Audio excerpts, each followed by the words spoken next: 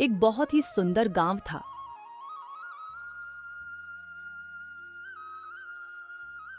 उस गांव में मुन्ना नाम का एक गरीब आदमी रहा करता था। उसी गांव में श्याम नाम का एक बहुत ही अमीर आदमी भी रहा करता था। एक बार मुन्ना और श्याम मिलते हैं और आपस में बातचीत करने लग जाते हैं।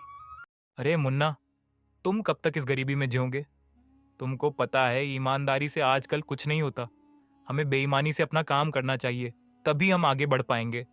नहीं श्याम भाई, ऐसा नहीं है। हम बेईमानी से पैसा कमा तो ले, पर वह पैसा हमें सुख नहीं दे सकता जितना पैसा हमें ईमानदारी से कमाया हुआ सुख दे सकता है।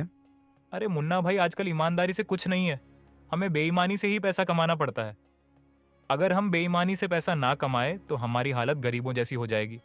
नहीं श्याम भाई, ईमानदार होना ही सबसे बड़ी दौलत है। अच्छा मुन्ना, अगर ऐसा है तो हम शर्त लगाते हैं। हमें गांव में जाने तक दो लोग मिले तो हम उनसे यही सवाल करेंगे कि ईमानदारी की जिंदगी बिताना अच्छा है या बेईमानी की जिंदगी बिताना अच्छा है। अगर उन दोनों ने तुम्हारी बात सही कही तो मैं तुमको तुम्हारी सारी दौलत की बराबर दौलत दे दूंगा। लेकिन अगर उन्होंने मेरी बात सही कही तो मैं तुम्हारी सारी जमीन और सारा पैसा तुमसे ले लूंगा। बताओ, अगर तुम्हें मंजूर हो तो। ठीक है श्याम भाई, मुझे तुम्हारी बात मंजूर है। मुन्ना और श्याम गांव की तरफ निकल जाते हैं।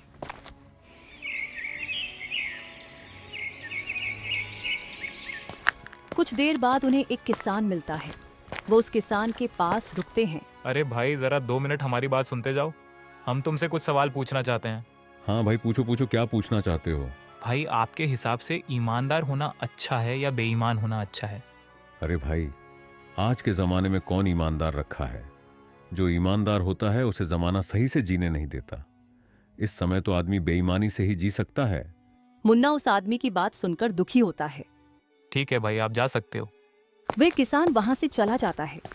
देखा मुन्ना, एक आदमी ने तो तुम्हारी बात को झुठला दिया। चलो अब हम आगे चलते हैं। फिर वह दोनों आगे चलते हैं। कुछ देर बाद उन्हें एक और आदमी मिल जाता है। अरे भाई, हमें आपसे कुछ सवाल पूछना है।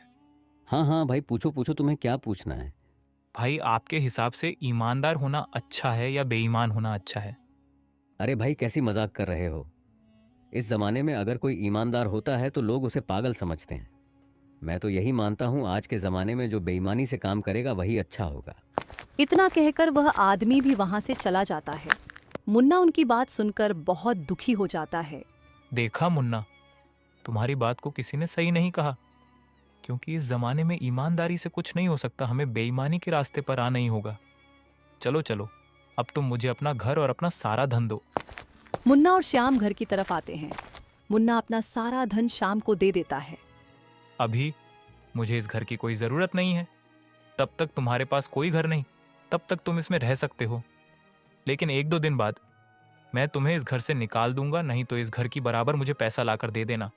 श्याम वहां से चला जाता है। श्याम बहुत ही लालची और बेईमान इंसान था। घर में कुछ न होने की वजह से मुन्ना और मुन्ना की पत्नी बहुत दुखी होते हैं।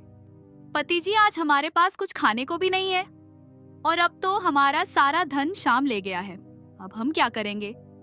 पत्नी जी, कोई बात नहीं, अब तुम सो जाओ। मैं कल को खाने का जुगाड़ कहीं ना कहीं से कर ही लूंगा। मुन्ना और मुन्ना की पत्नी बहुत दुखी होते हैं। सुबह हो जाती है।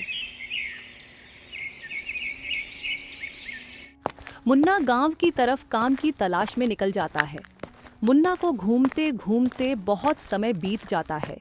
शाम हो जाती है, पर मुन्ना को कोई काम नहीं मिलता है। मुन्ना थक हार कर घर की तरफ आ जाता है। पत्नी जी, मैं पूरे गांव में घूम लिया, पर मुझे कहीं कुछ काम नहीं मिला।